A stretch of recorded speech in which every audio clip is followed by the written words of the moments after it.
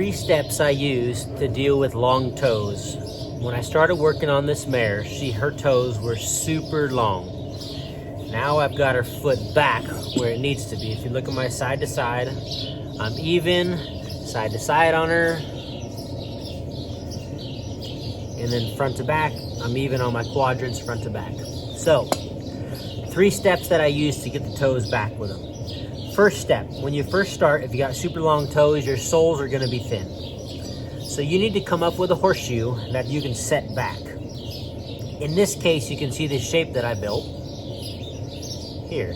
Very broad across the toe, straight in the heels. So what that does is allows me to set the shoe way back on her. So once I set the shoe way back on her, I let this toe hang over.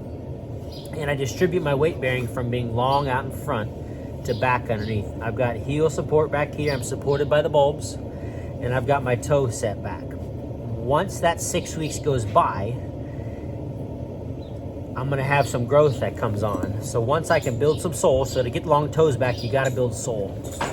Once the 6 weeks go by and you're done with this shoe, you're gonna come in on your trim and you're gonna round the foot up.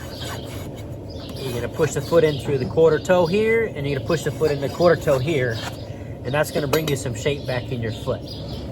Because what happens is when you straighten through your heels, you're straight through your heels and you're bulged out here, the toe tends to want to bulge right here, but it allows you to bring sole. So step 1, build your shoe with almost a straight toe, bring the heels back, support your heels back here. If you shoe them really close in the heels, you're not gonna accomplish anything.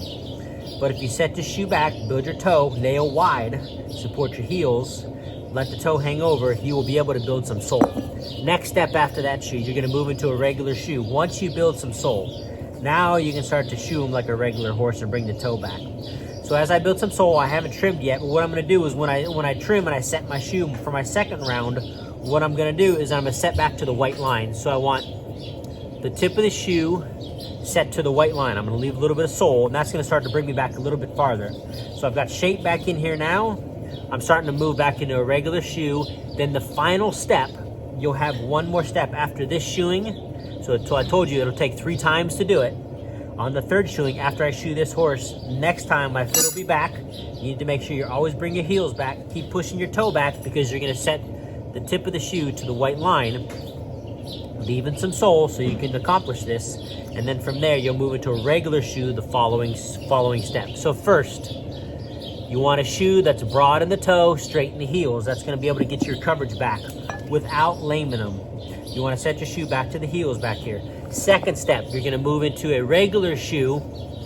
You're gonna set it normal, but you're gonna set it into the white line, back to the white line, just even with the white line. Keep sole when you do this. Then the 3rd step is you're gonna shoe them regularly. So make sure in your trim, you're even on your quadrants. You keep bringing your heels back and you keep moving that toe back, and that'll accomplish how to move long toes back. Thanks for tuning in to Horseshoeing Solutions.